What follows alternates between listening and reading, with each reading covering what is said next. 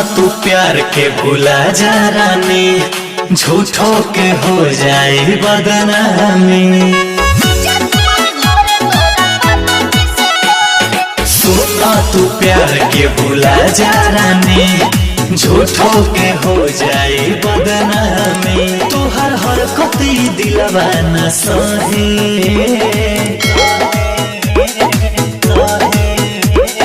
काहे ले लो मजा आरे छोड़े के जब रहे जात बन घरे तोहरा पापा जी से कहे। काहे ले लो मजा छोड़े के जब रहे जात बन घरे तोहरा पापा जी से कहे। ठीक है कहत रे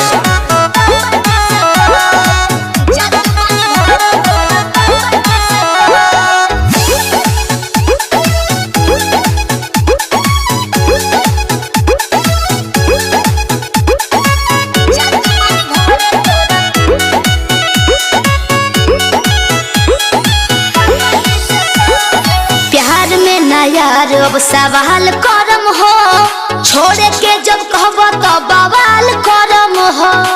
ऐसे कैसे छोड़ देब हो?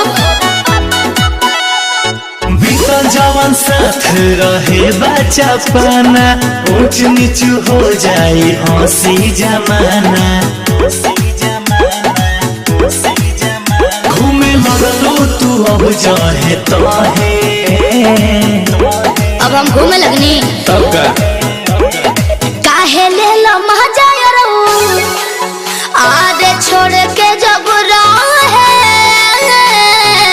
जात बन घरे तोहरा पापा जी से कहे। के तोहर बात लो अखिया से ढोरे जात बन घरे तोहरा पापा जी से कहे।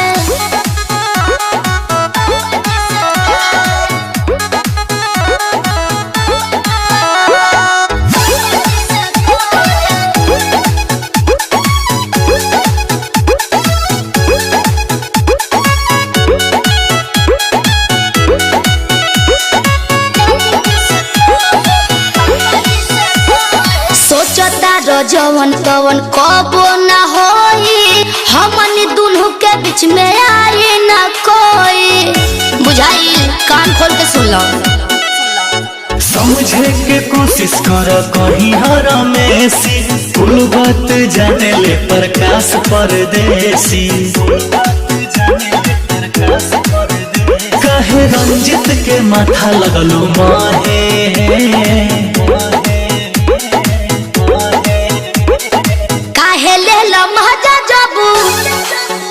आरे छोड़े के रहे जात बनी घरे तोरा डैडी जी से कहे। सुन के तोहर बात लो अखिया से ढोरे जात बनी घरे तोहरा पापा जी से कहे। घर से निकलवाइए देबे, साधारण मत बुझो।